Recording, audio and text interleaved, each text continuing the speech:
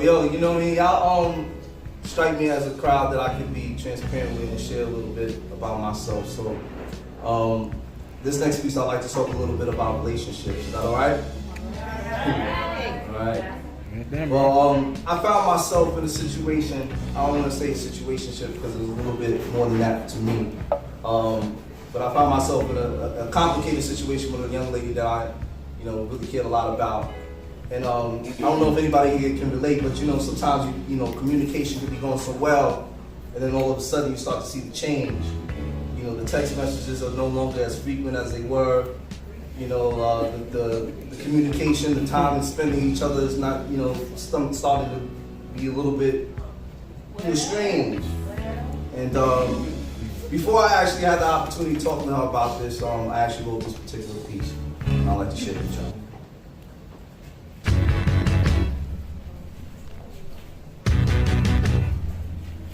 I just wish she called me, so that the tone of my voice and the long distance between will make her yearn for more moments next to me. I just wish she called me, so that I know that her interests were more in depth than that of our periodic texts. Only periodic, because we both try not to be thirst, when the reality is, we both should obey. Because at this moment, nothing or no one else will quench. I wonder if she knows that I pray that our conversations never change, that a plethora of ideas continue to be exchanged between great minds that think alike. Mentally synchronized, over time, she becoming my heartbeat, and I, her pulse. The one that flows through the obstacle course of her veins, making way to becoming the one in the very depths in between her thighs. But for now, I'll sit, just wishing that my hotline bling, answering love's call, or maybe just accept the fact that she may not be thinking of me at all.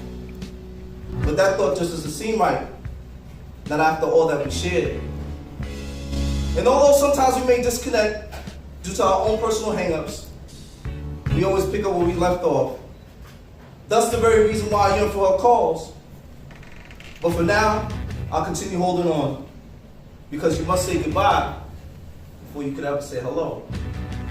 But instead of waiting, I pick up the phone and dial numbers that now somehow feel unfamiliar.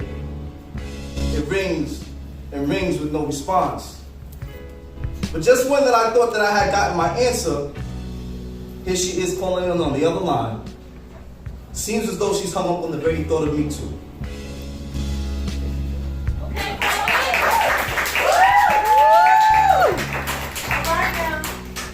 So, it's funny about that situation because, as I said, it seemed as though, she was holding on to the very thought of me too. But as things continue to go on, I realized that my discernment I was right on point, that, things had changed. And eventually we ended up parting ways and, breaking up, unfortunately. You can cue the R.